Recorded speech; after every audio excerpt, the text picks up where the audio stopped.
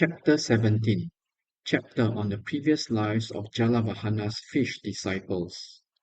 Moreover, O noble goddess, as Jalavahana the merchant's son made all beings in the kingdom of King Sureshwaraprabha without illness or with merely small illness, their bodies were endowed with strength and delight as before.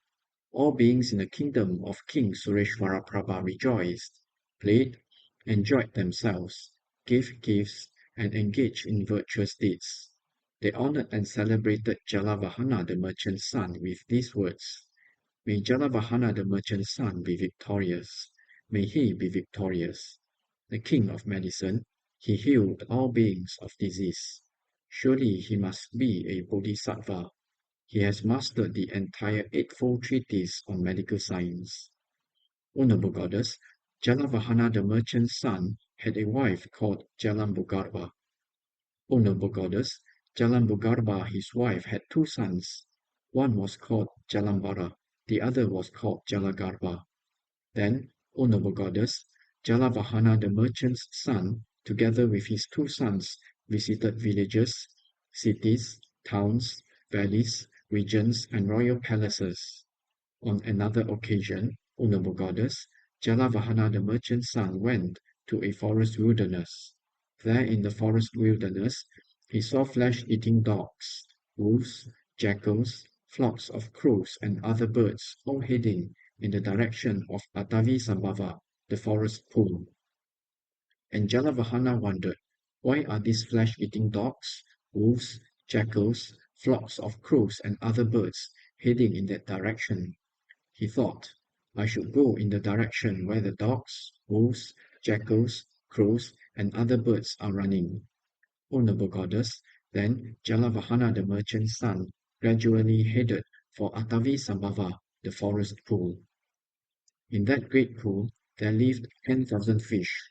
There he saw that numerous hundreds of fish were bereft of water. He felt great compassion for those fish. The moment he generated that thought, he saw a goddess emerging from a tree with just half her body. The goddess said this to Jalavahana, the merchant's son: Excellent, excellent, O child of noble family. Since you are called Jalavahana, water bringer, give water to this fish.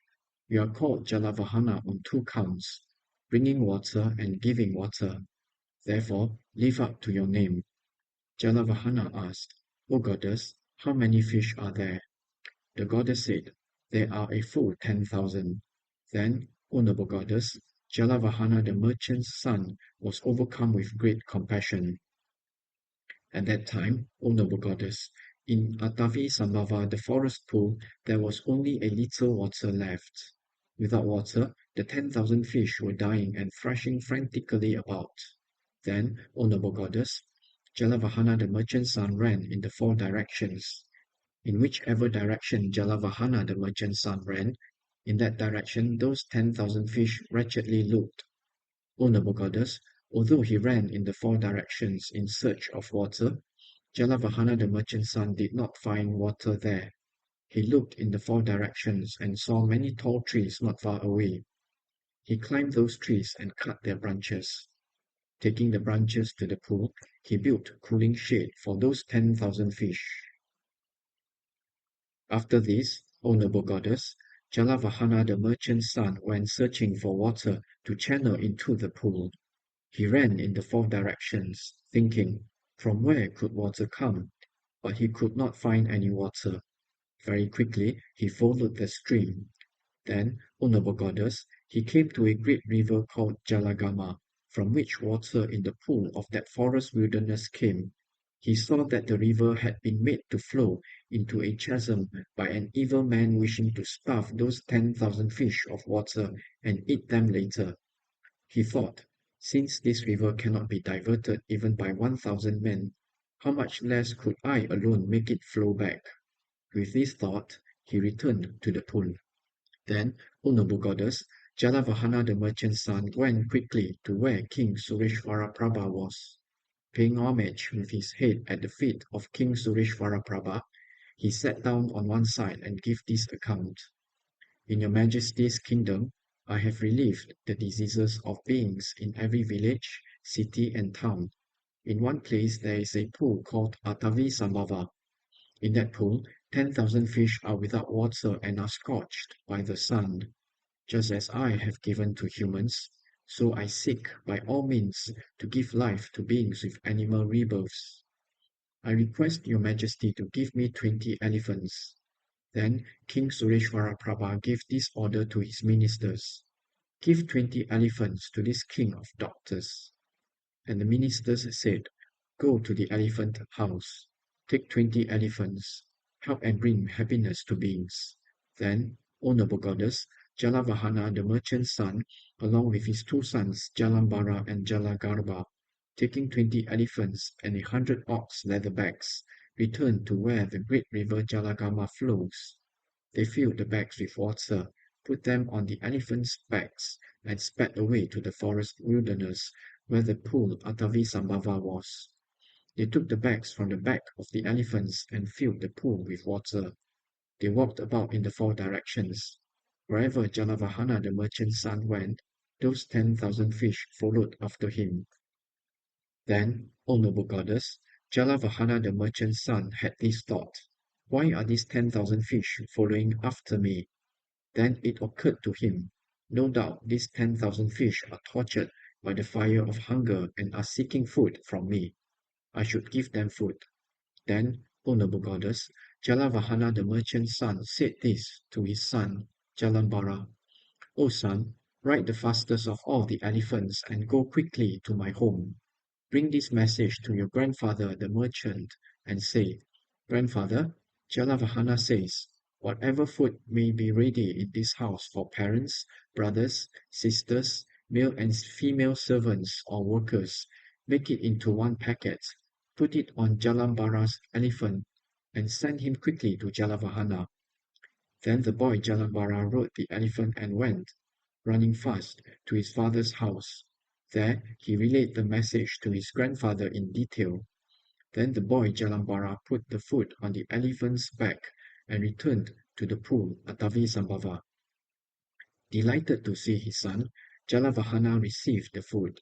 He chopped it into pieces, threw it into the pool, and thus satisfied those 10,000 fish. Then he had this thought.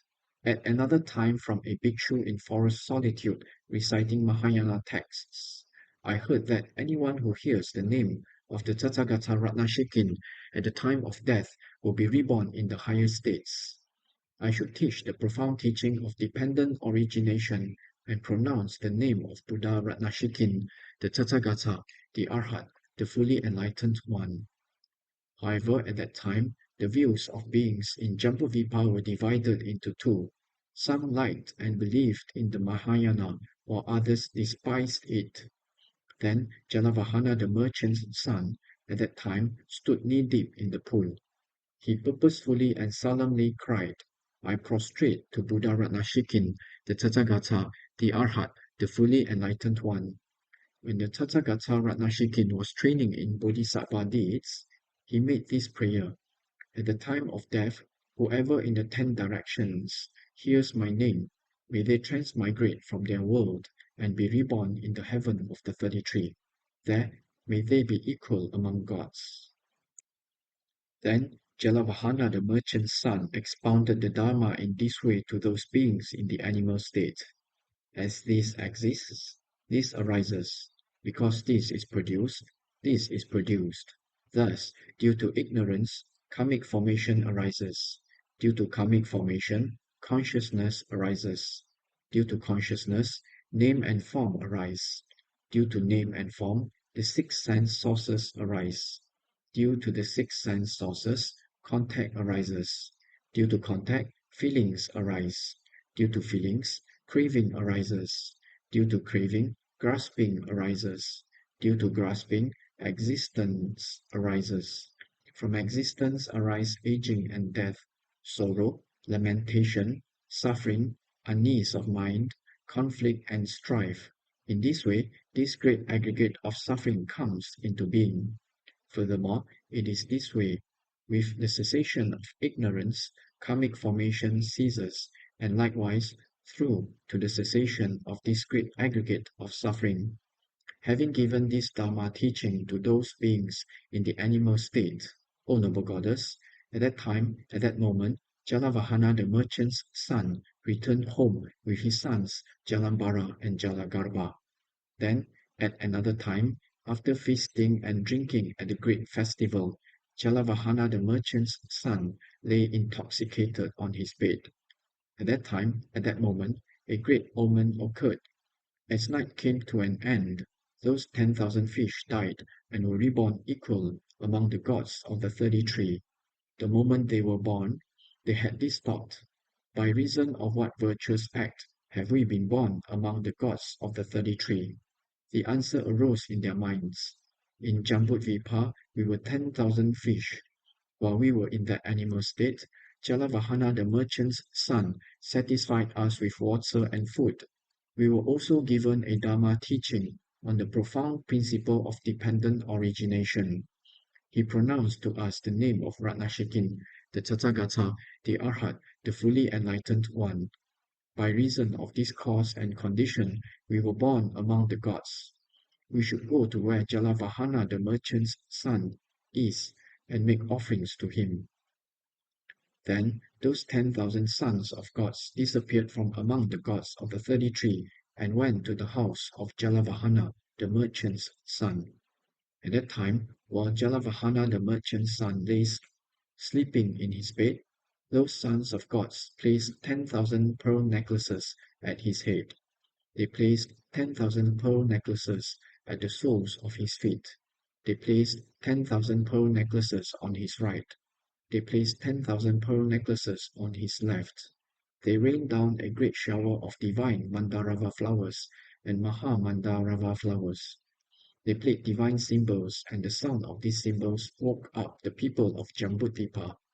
Jalavahana the merchant's son woke up too.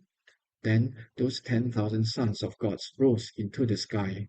Having rained down a shower of divine flowers in other regions of King Sureshwara Prabha's realm, they went to Atavisambhava, the forest pool, and scattered there a great shower of divine Mahamandarava flowers. Becoming invisible in that spot, they soared back to their divine abodes. There they frolicked in the 5 sensual objects and enjoyed themselves. Delighting in what pleased them, they experienced great glory and good fortune. Then, as day broke in Jambudvipa, King Sureshwara Prabha saw these omens and asked his astrologers and chief minister, "Why did those signs appear last night?" They said, "May it please your majesty to know, in the house of Jalavahana the merchant's son, there rained down 40,000 pearl necklaces and cascades of divine Mahamandarava flowers." Then King Sureshwara Prabha said to the ministers, "Sirs, with kind words, summon Jalavahana the merchant's son." The astrologers and senior ministers went to Jalavahana's house and said to Jalavahana the merchant's son, "King Sureshwara Prabha has asked for you." Then Jalavahana the merchant's son, together with the senior ministers, went to King Sureshwara Prabha. The king asked, "Jalavahana, last night such omens occurred. Do you know the reason such omens appeared?" Then Jalavahana the merchant's son replied to King Sureshwara Prabha, "I do, your majesty. Certainly they were omens for the death of the 10,000 fish." The king said, "How do you know?" Jalavahana said, "Your majesty, let my son Jalambara go to the pool to see whether those 10,000 fish are alive or dead." The king said, "So be it."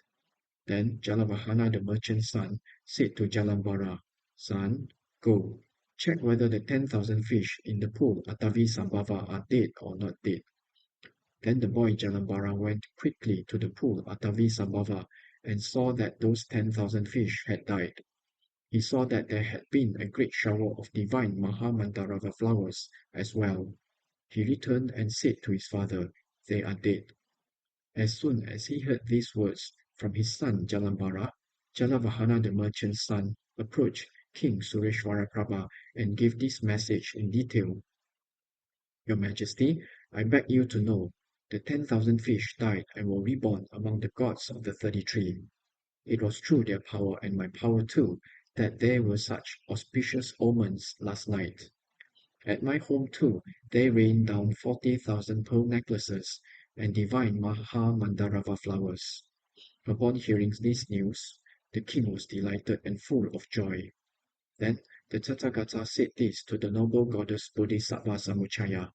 O noble goddess, if you think that King Sureshwara Prabha at that time, at that moment, was another, do not see it like that. Why? Because Dandapani the Shakyan at that time, at that moment, was the king called Sureshwara Prabha. O noble goddess, if you think that the merchant Jatimdara at that time, at that moment, was another, do not see it like that. Why? Because King Shuddhodana at that time, at that moment, was the merchant called Jatimdara. O noble goddess, if you think that Jalavahana at that time, at that moment, was another, do not see it like that. Why? At that time, at that moment, I was the merchant's son called Jalavahana. O noble goddess, if you think that his wife Jalambugarbha at that time, at that moment, was another, do not see it like that. Why? Pupa the Shakya daughter at that time, at that moment, was his wife called Jalambugarbha. At that time, at that moment, Rahula was his son called Jalambara.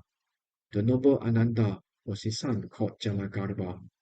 O noble goddess, if you think that the 10,000 fish were others at that time, at that moment, do not see it like that. Why?